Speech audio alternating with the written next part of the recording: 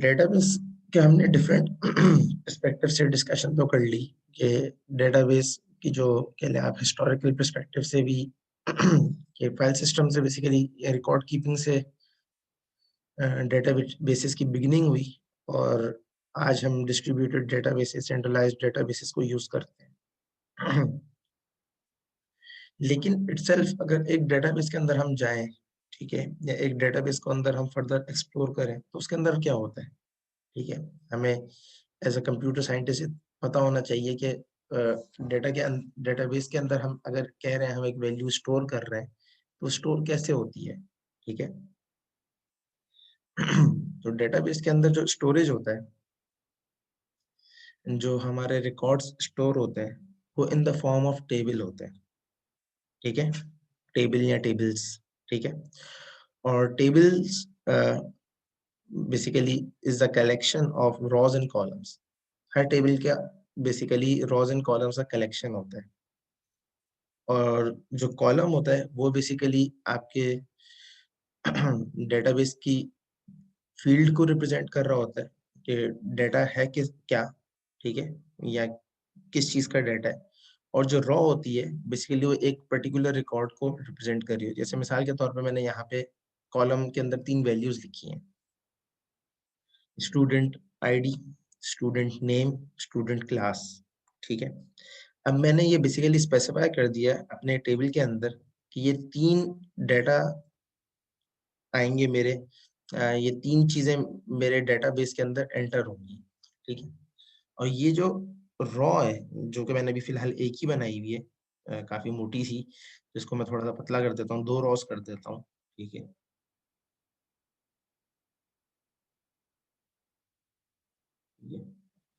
तो ये रॉ है, ठीक है।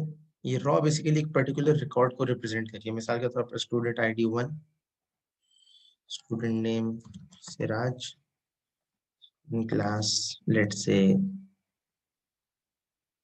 1 या 1, ठीक है। इसे किसे आईडी 2, इसको अहमद,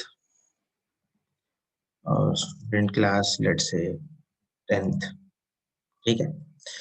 तो ये कॉलम है, ये बेसिकली रिप्रेजेंट कर रहा है आपके डेटा के एट्रीब्यूट्स को एट्रीब्यूट भी कहते हैं, डेटा एट्रीब्यूट भी कहा जाता है, ठीक है। कि बेसिकली डेटा है क्या, डेटा आएगा क्या, किस चीज का डेटा है ये, ठीक है। और जो रॉ होती है बेसिकली रॉ रिप्रेजेंट करती है एक रिकॉर्ड को, ठीक है। तो आपके जितने भी डेटाबेसेस होते हैं, चाहे वो सेंट्रलाइज्ड हो, चाहे वो डिस्ट्रीब्यूटेड हो, ठीक है। इवन जो एक्सेल शीट होती है उसमें भी डाटा आपका टेबल फॉर्म के अंदर ही स्टोर हो रहा होता है। ये आपने एक्सेल देखी शीट, ठीक है। तो एक्सेल शीट के अंदर बेसिकली रॉज एंड कॉलम्स ही बने हुए होते हैं, ठीक है। अगर याद ना हो तो मैं अपनी एक्सेल शीट दोबारा ओपन कर देता हूँ, इत्तेफाकन अभी तो ओपन ही है। तो ये सारे, ये ए है, बी है, ये सी है, ये कॉलम्स हैं, ठीक है। और ये 1 है, 2 है, 3 है, ये सारी रॉज हैं, ठीक है। जब इस पर क्लिक भी करोगे तो इसमें इंसर्ट, अभी तो यहाँ पे है ये रॉ हाइट, तो ये रॉ को बेसिकली रिप्रेजेंट कर रहा है, और ये कॉलम को रिप्रेजेंट कर रहा है, और कॉलम विड्थ, ठीक है। तो हर table basically rows and columns का कॉम्बिनेशन होता है, ठीक है। और हर टेबल रॉज एंड कॉलम का कॉम्बिनेशन होता है। और डेटाबेसेस की स्पेसिफिकली जब हम बात करें, ठीक है, तो उसमें जो कॉलम होता है वो बेसिकली डाटा एट्रीब्यूट कहलाता है, और जो रॉ होती है बेसिकली पर्टिकुलर रिकॉर्ड कहलाता है, ठीक है। क्लियर है? तो इस तरीके से हमारे डेटाबेसेस के अंदर रिकॉर्ड्स मेंटेन हो रहे होते हैं, ठीक है। ये तो खैर एक दो हैं, मल्टीपल टेबल्स भी हो सकते हैं, और मल्टीपल टेबल्स के अंदर मल्टीपल रिकॉर्ड्स भी हो सकते हैं, ठीक है। तो मिसाल के तौर पे, अब एक तो ये है कि मेरे पास एक सिंगल टेबल है, ठीक है। लेकिन अगर रियल लाइफ सिनेरियो को देखा जाए, या रियल वर्ल्ड प्रॉब्लम्स को देखा जाए, तो वहां पे सिंगल टेबल से आपका काम अमूमन चलता नहीं है, ठीक है। आपको, आपका जो रिकॉर्ड होता है वो मल्टीपल टेबल्स के अंदर डिस्ट्रीब्यूट हुआ हुआ होता है, और उन टेबल्स को आपको मर्ज करने के लिए या मिलाने के लिए आपको रिलेशनशिप्स को यूज करना पड़ता है। रिलेशनशिप क्या होता है? रिलेशनशिप बेसिकली ये होता है कि जो एक टेबल है, या एक जो एंटिटी है आपके डेटाबेस के अंदर, वो किस तरीके से कनेक्टेड है दूसरी एंटिटीज से, ठीक है। तो जो कॉमन रिलेशनशिप्स रिलेशनशिप टाइप्स हैं, जो कि डेटाबेस की एक डायग्राम भी बनती है, ईआर डायग्राम उसको कहा जाता है, एंटिटी रिलेशनशिप डायग्राम, ईआर, ठीक है। ईआर डायग्राम,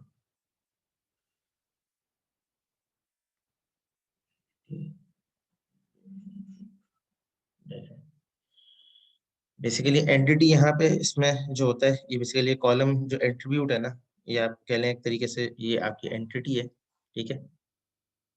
और इनके आपस में फिर रिलेशनशिप्स, रिलेशनशिप्स जो होते हैं वो 1 to 1 भी होता है, यानी 1 to 1 का रिलेशन, ठीक है।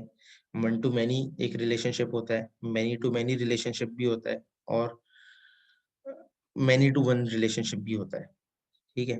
1 to 1 रिलेशनशिप क्या है? मिसाल के तौर पे मैं एक स्टूडेंट हूँ और मैं एक स्कूल में पढ़ता हूँ, तो ये 1 to 1 का रिलेशनशिप है मेरा स्कूल के साथ, ठीक है। या मैं एक यूनिवर्सिटी का स्टूडेंट हूँ और यूनिवर्सिटी मुझे अपना स्टूडेंट मानती है, तो हम दोनों का जो रिलेशनशिप है वो 1 to 1 का रिलेशनशिप है।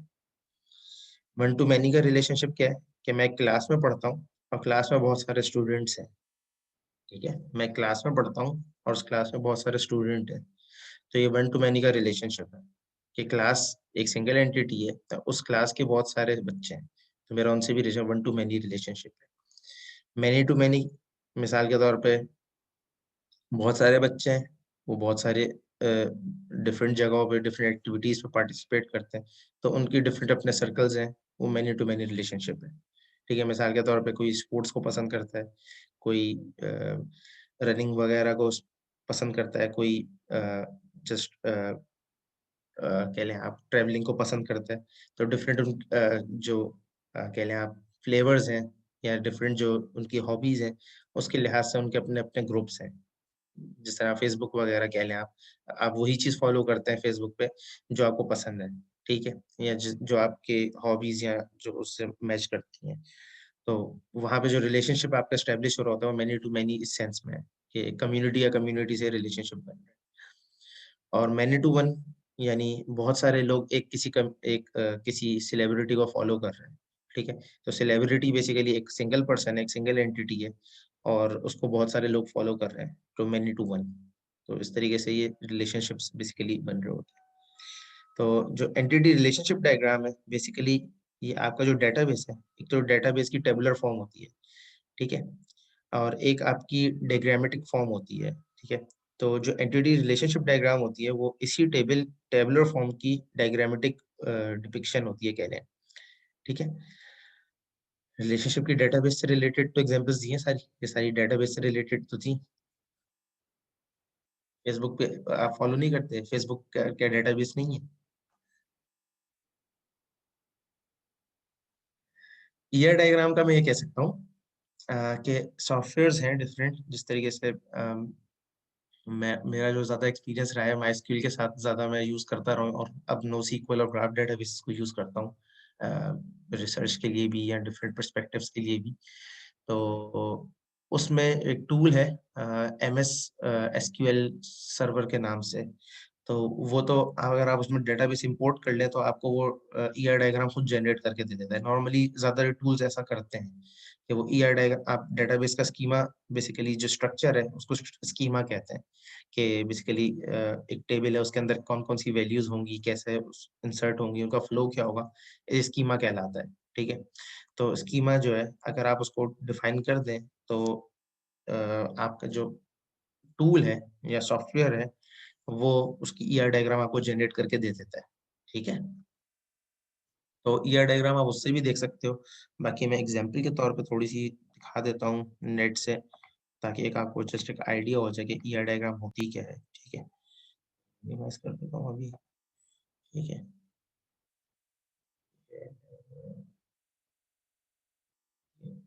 ब्यूटी रिलेशनशिप डायग्राम्स, ये तो खैर बहुत कॉम्प्लेक्स है। सिंपल वाली खोल लेते हैं कुछ, ठीक है? मिसाल के तौर पे ये देख लेते हैं, बहुत आसान सी है, कुछ बेहतर लग रही है। तो मिसाल के तौर पे ये जो है, अब यहाँ पे एक राइटर है जो कि क्रिएट कर रहा है नॉवेल को, ठीक है? और नॉवेल को बाय कर रहा है कंज्यूमर, ठीक है? तो ये एक सिंपल एक एंटिटी रिलेशनशिप डायग्राम है आपके डेटाबेस की, कि आपका एक पर्सन होगा राइटर के नाम से, एक टेबल होगा राइटर का, ठीक है? वो बेसिकली रिक्वेस्ट करेगा या क्रिएट करेगा नॉवेल को, या लिखेगा जैसे होता है। और एक कस्टमर का टेबल होगा, जो कि रजिस्टर्ड होगा, इसकी अपनी एक दुनिया होगी और ये बाय करा होगा। तो इन दोनों का जो रिलेशनशिप है, बेसिकली क्रिएट्स और बायर्स का रिलेशनशिप यहाँ पे मेंटेन होता है। अब ये जो रिलेशनशिप है 1 टू 1 है, ठीक है? 1 टू मैनी भी हो सकता है, इस तरीके से 1 टू मैनी हो सकता है कि एक ही राइटर की एक कंज्यूमर मल्टीपल बुक्स खरीद ले, 1 टू मैनी भी हो जाएगा उस सेंस में। एक और एग्ज़ाम्पल ये वाली इसमें रिलेशनशिप्स बेसिकली शो हो रहा है। ये 1 टू 1 रिलेशनशिप है, ठीक है? ये भी रिलेशनशिप, ये तो मैनी है, ये ओनली 1 रिलेशनशिप है। तो डेटाबेस का कोर्स पढ़ोगे उसमें डिटेल में ये सारी चीज़ें और पढ़ोगे, ठीक है? बाकी मैं जस्ट एक आइडिया के लिए दिखा रहा हूँ यहाँ जो है, ठीक है? ये आपके टेबल का नाम है, ठीक है? अपैरल साइज़, ठीक है? ये मिसाल के कपड़ों की उसके लिए बना है ये भी एग्ज़ाम्पल। तो size ID, size code, size order, इस जैसे product colour, product ID, colour और colour ID, colour code, colour name, product ID, other data. उन सबको आपस में आपने लिंक किया हुआ है रिलेशनशिप्स के थ्रू, ठीक है? तो टेबल्स आपस में रिलेटेड हुए हुए हैं। तो एंटिटी जो आपने टेबल्स बनाए होंगे, एक्चुअल में तो आपने टेबल्स बनाए होंगे, उन टेबल्स की बेस के ऊपर ये ईआर डायग्राम बन रही होती है। कभी-कभार आप ये भी कर रहे होते हैं, जो कि एक अप्रोच होती है और इसी अप्रोच को अच्छा कहा जाता है कि आप पहले ईआर डायग्राम बनाएँ और उस ईआर डायग्राम के बाद आप डेटाबेस बनाने जाएँ। लेकिन डिफरेंट प्रैक्टिसेज़ हैं, इट डिपेंड्स कि आपको जो रिक्वायरमेंट्स दी हैं वो क्या है। अगर आपकी रिक्वायरमेंट्स ये हैं, जो आपको रिक्वायरमेंट दी है वो ये है कि आप पहले ईआर बनाएँ, फिर उसके बाद आगे काम करें, तो पहले आप फिर ईआर पे फ़ोकस करें, ठीक है? तो ईआर डायग्राम के अंदर ये रिलेशनशिप्स के थ्रू ही आप बेसिकली टेबल्स को कनेक्ट कर रहे होते हैं। ये हर बॉक्स बेसिकली एक टेबल को रिप्रेज़ेंट कर रहा है और ये जो लिंक है ये basically 1 to 1 1 to many relationship को बेसिकली वो कर रहा है। ये टोटल पूरा एक डेटाबेस है, उसके अंदर डिफरेंट टेबल्स हैं, क्योंकि database is collection of tables. ये सिंगल डेटाबेस है बिल्कुल, ठीक है? ये मल्टीपल डेटाबेसेस नहीं है। अच्छा, कभी-कभार इन रिलेशनशिप्स को कार्डिनैलिटी भी कहा जाता है, तो अगर आपको कहीं कार्डिनैलिटी लिखा हुआ मिले तो उससे कन्फ्यूज़ नहीं होइएगा। कार्डिनैलिटी का मतलब भी रिलेशनशिप ही होता है, ठीक है, कार्डिनैलिटी बोले, रिलेशनशिप बोलते हैं, दोनों टर्मिनोलॉजीज यूज होती हैं, वाइस वर्सा। ठीक है, ये एग्जाम्पल है, इसमें कार्डिनैलिटी लिखा हुआ है। ठीक है, ये 1 to 1 है, जैसे 1, और ये मैनी है, ये भी n का मतलब मैनी है। ठीक है, और ये रिप्रेजेंटेशन का एक और तरीका है, ये कि जो बॉक्स है उसको इस तरीके से ड्रॉ कर दिया जाए तो वीक रिलेशनशिप होगा, और वीक एंटिटी है तो उसका बॉक्स थोड़ा सा डार्कर होगा। तो रिप्रेजेंटेशन की अलग अलग वेज हैं, वो जब आप डेटाबेसेस का कोर्स पढ़ेंगे उसमें डिटेल में बेसिकली उस वक्त आप ये चीज़ों को पढ़ेंगे। अभी आपको इतना आइडिया होना चाहिए एटलीस्ट कि डेटाबेस होता क्या है, डेटाबेस में हमें टेबल्स क्या होते हैं, टेबल्स में रॉ क्या होती है, कॉलम क्या होता है, और रॉज एंड कॉलम्स को, या हम सॉरी डिफरेंट टेबल्स को कनेक्ट करना हो तो उसके लिए क्या करते हैं, उसके लिए हमारे पास रिलेशनशिप्स होते हैं।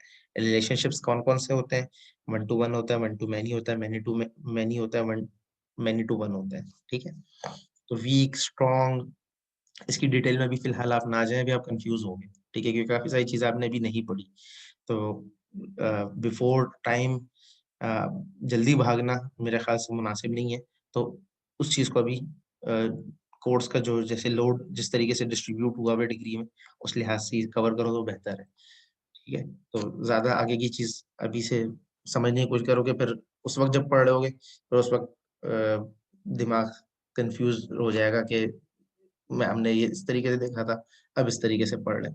तो एक ही तरीके से पढ़ा जाए तो बेहतर है। तो एक बेसिक आइडिया देना यहाँ पे टारगेट है। ठीक है,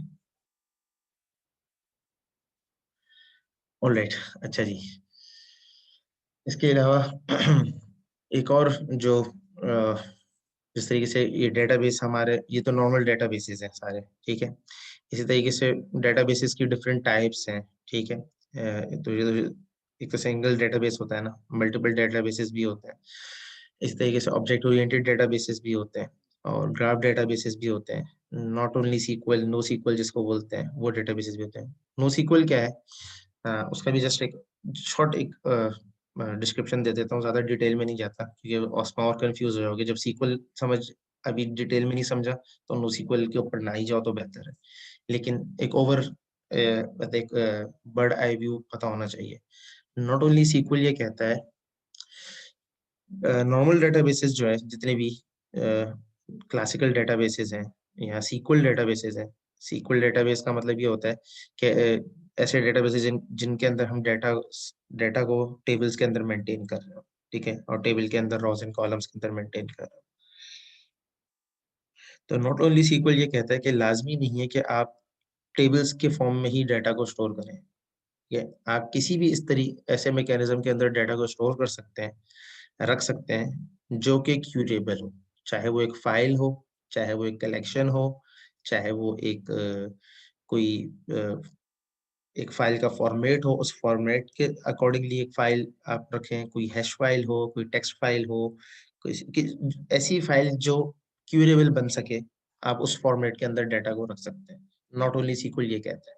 ठीक है, तो डॉक्यूमेंट फाइल अगर क्यूरेबल बन सकती है, अगर आप उसको क्यूरेबल यूटिलाइज कर सकते हो तो फिर आप उसको नॉट ओनली सीक्वल के अंदर रख सकते हो।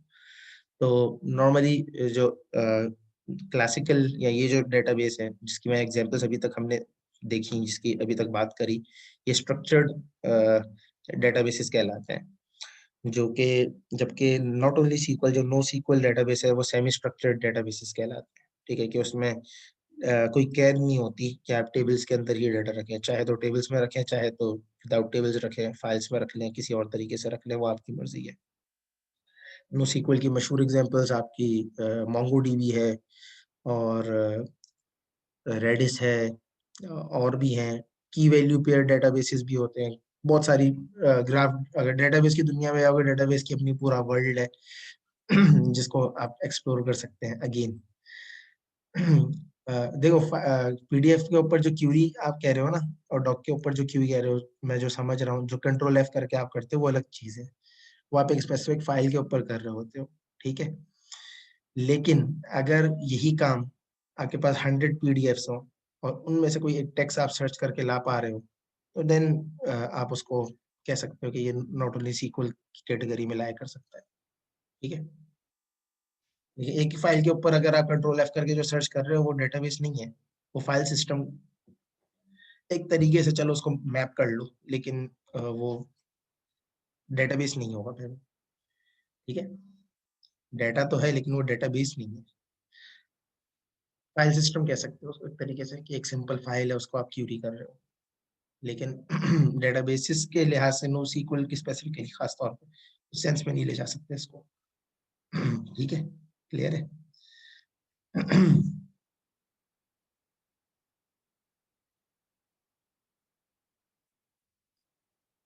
क्लियर है ये सबको? यहाँ तक क्लियर है डेटाबेसिस?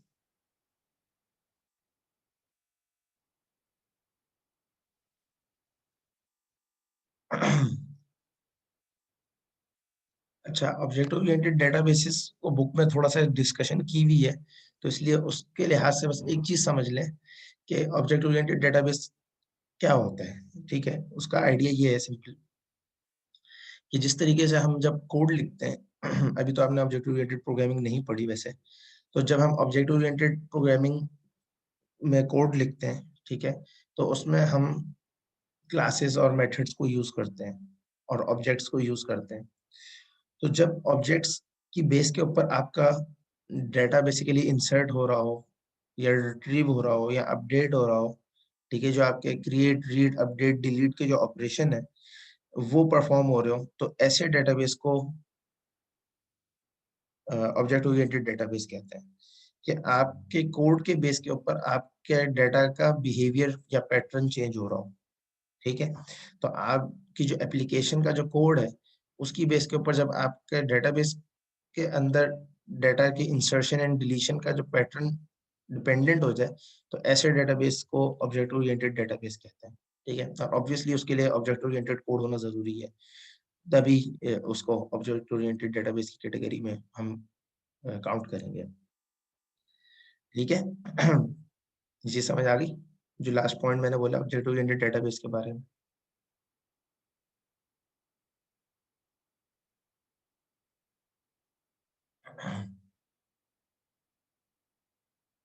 मैंने ये कहा कि ऑब्जेक्ट ओरिएंटेड डेटाबेस का ये कॉन्सेप्ट है कि जिस तरीके से हम जब ऑब्जेक्ट ओरिएंटेड प्रोग्रामिंग के थ्रू कोड कर रहे होते हैं, ठीक है, तो हम क्या करते हैं, हम क्लासेस को, मेथड्स को और ऑब्जेक्ट्स को यूज करते हैं। तो जब आपके क्लासेस ऑब्जेक्ट्स की बेस के ऊपर आपका जो डेटाबेस है उसके फंक्शंस डिपेंडेंट हो जाएं, ठीक है, उस वक्त जो आपका डेटाबेस है वो ऑब्जेक्ट ओरिएंटेड डेटाबेस कहलाएगा। कि आपके जो फंक्शंस हैं, जो आपके मेथड्स हैं, उनकी कॉलिंग के ऊपर या उनके यूटिलाइजेशन की बेस के ऊपर आपके डेटाबेस अपडेट डिलीट या अपडेट डिलीट या क्रिएट हो रहा है। ठीक है, तो जो आपके ये ऑपरेशंस हैं अपडेट रीड डिलीट के, वो अगर मेथड्स की बेस के ऊपर हो रहे हो या उसके थ्रू हो रहे हो, तो वो ऑब्जेक्ट ओरिएंटेड डेटाबेस कहलाता है। कि आप अपने कोड को और डेटाबेस को बेसिकली लिंक कर देते हैं साथ। ये एक नॉर्मल डेटाबेस और ऑब्जेक्ट ओरिएंटेड डेटाबेस में फर्क है। अगर वैसे तो आप लोग जावा शायद नहीं पढ़ोगे, मे बी आगे फ्यूचर में कभी पढ़ो या खुद से कोई पढ़े, तो जावा के अंदर एक एप्लीकेशन बनाने का तरीका है। जब आप वेब एप्लीकेशन स्पेसिफिकली बना रहे हो तो जावा बीन्स वगैरह जब हम यूज करते हैं, अगर कभी पढ़ने का मौका मिले, तो उसके अंदर परसिस्टेंस का एक कॉन्सेप्ट होता है। ये परसिस्टेंस का जो कॉन्सेप्ट है वो बेसिकली ऑब्जेक्ट ओरिएंटेड डेटाबेस ही है।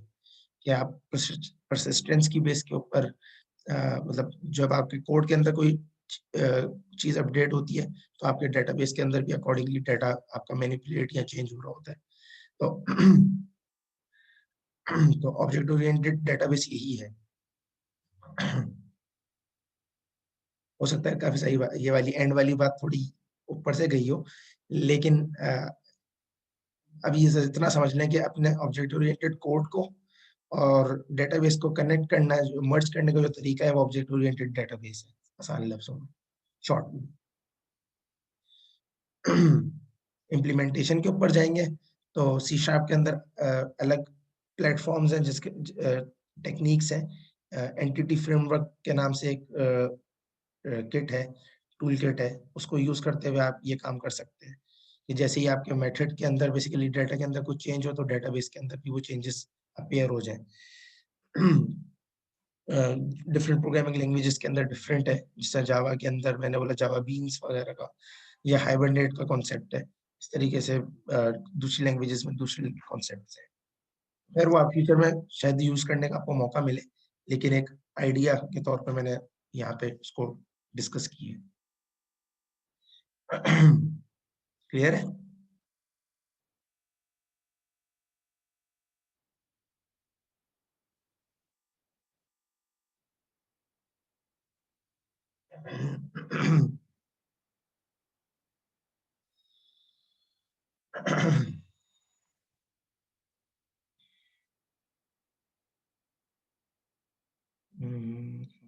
कंसिस्टेंसी, इंटेग्रिटी, और डी। डी का मुझे याद नहीं आ रहा। ऑटोनॉमी, कंसिस्टेंसी, इंटेग्रिटी, और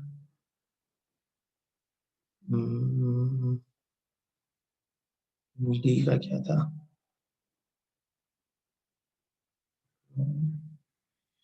कंसिस्टेंसी, इंटेग्रिटी, और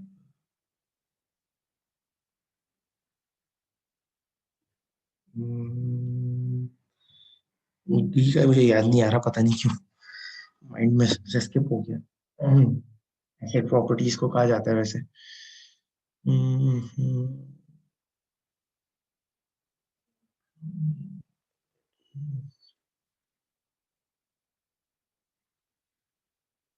इसको मैं डी को मैं बाद में डिस्कस करता हूँ, पहले इन तीनों को डिस्कस कर लेते हैं टाइम, ताकि जाया ना हो हमारा।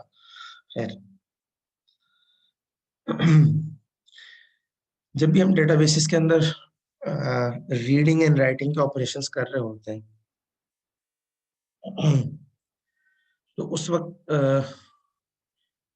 ये इम्पोर्टेंट होता है कि हमारे डेटाबेस के अंदर जो एक्शंस हैं, ठीक है, वो एक्शंस जो बेसिकली जो हम डेटा को इंसर्ट कर रहे हैं या राइट कर रहे हैं या रीड कर रहे हैं, वो कंप्लीटली हो। मिसाल के तौर पे ऐसा ना हो कि अगर मेरा डेटाबेस के अंदर कोई चीज राइट हो रही थी और अचानक से मिसाल के तौर पे कोई पावर फेलियर हो गया या कोई और फेलियर आ गया और उसकी वजह से मेरा सिस्टम ऑफ हो गया या मेरा सर्वर, डेटाबेस सर्वर बंद हो गया, तो ये ना हो कि मेरी जो फाइल है या मेरा डेटा है वो हाफ राइट हो जाए और हाफ लॉस हो जाए। तो इस चीज को वैसे डेटाबेसेस की टर्मिनोलॉजी में रोल बैक बोलते हैं।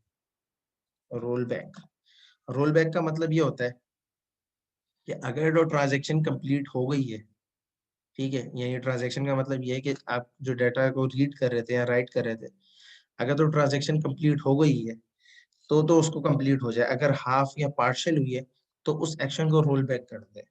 रोल बैक करने का मतलब ये है कि उस कंप्लीटली उस चीज को दोबारा फ्रॉम स्क्रैच स्टार्ट करें, ठीक है।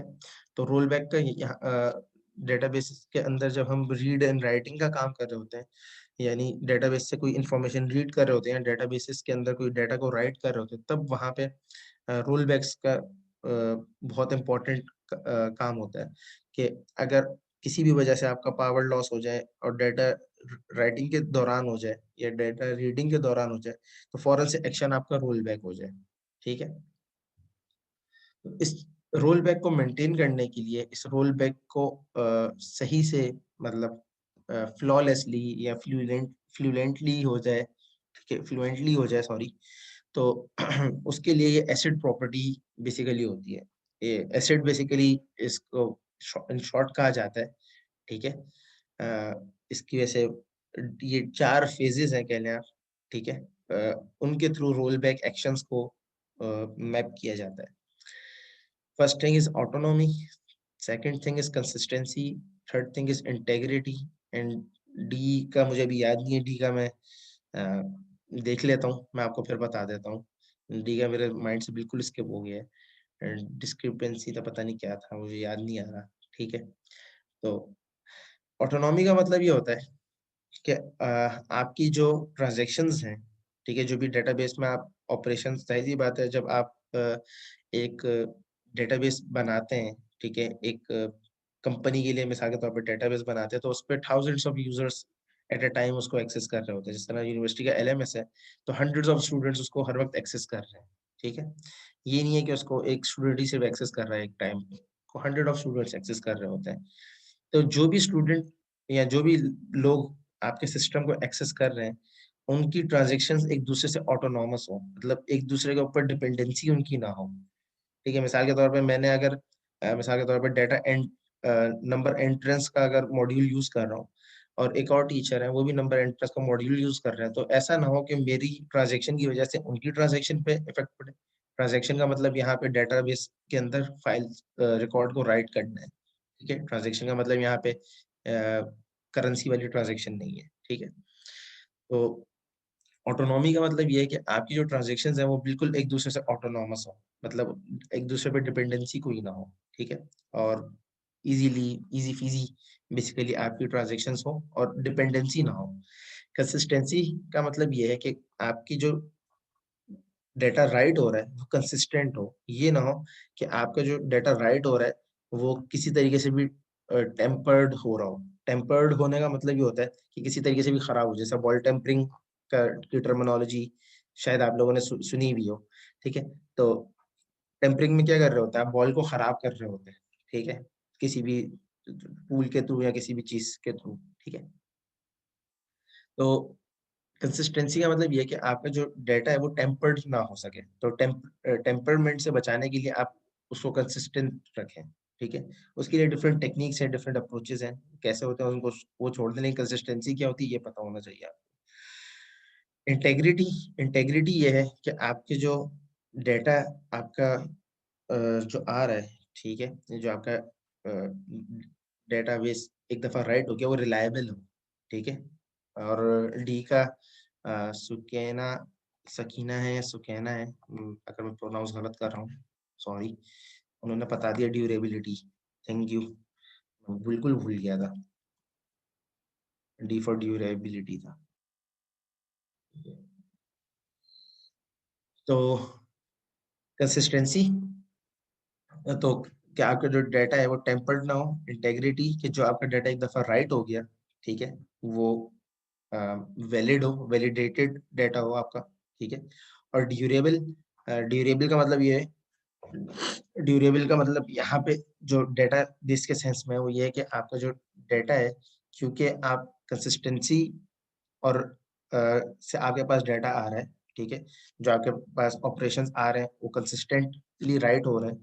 और इंटेग्रिटी से आप उसको वैलिडेट का मतलब ये है कि आप वैलिडेट का मतलब यहाँ पे ये है मकसद कि डेटा जो राइट होना चाहिए था वो कम्प्लीटली राइट हो गया या नहीं हुआ। ये तो नहीं है कि डेटा की जो रिक्वेस्ट थी वो 1000 रिकॉर्ड्स थे, आपने 990 करे या 999 करे। तो ये इस चीज को अमाउंट को बेसिकली वैलिडेट करना है। और ड्यूरेबिलिटी के का मतलब एक तरीके से अवेलेबिलिटी है, कि आपका जो सिस्टम है, जो भी जिसको भी आप यूज कर रहे हैं वो ड्यूरेबल हो, अवेलेबल हो फॉर एक्सेस 24/7, ठीक है।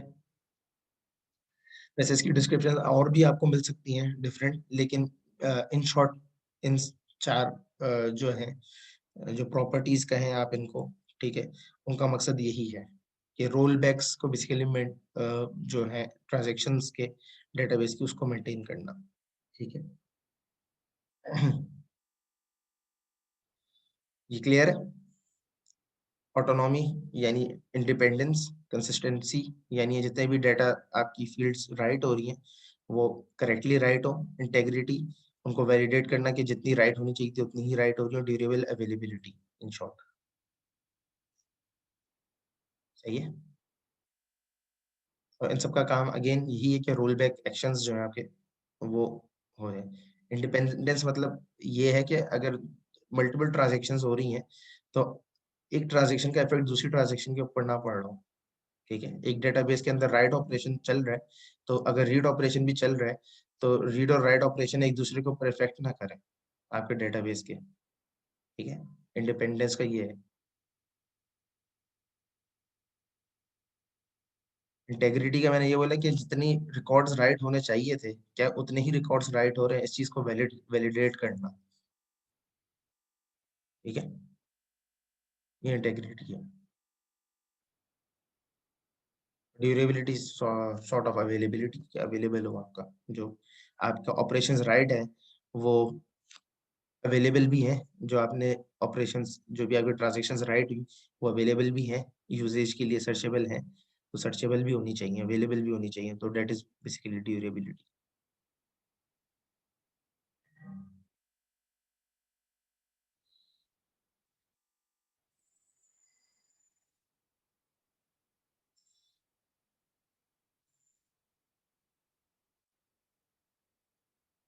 इंटेग्रिटी का बताया तो है अरे, इंटेग्रिटी का बताया तो है कि जितने रिकॉर्ड्स राइट हो रहे हैं वो उतने ही राइट हो पा रहे, नहीं हो पा रहे। ऑटोनॉमी जो आपके अगर मल्टीपल ट्रांजैक्शंस हो रही हैं रीडिंग एंड राइटिंग की, ठीक है, तो रीडिंग एंड राइटिंग की जो मल्टीपल ट्रांजैक्शंस है वो एक दूसरे के ऊपर इफेक्ट ना करें, इंडिपेंडेंट हो एक दूसरे से। और एसिड, इन सबका कॉम्बिनेशन एसिड है, autonomy, autonomy, consistency, integrity, durability. इन सबका जो मकसद है वो रोल बैक एक्शंस को, जो आपके ट्रांजैक्शंस है उनको मैनेज करना है।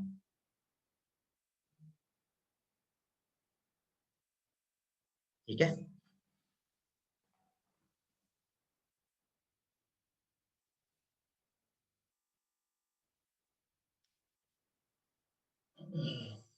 चलिए जी, मैं सेशन रिस्टार्ट करता हूँ, आप लोग रिकनेक्ट कर लीजिए।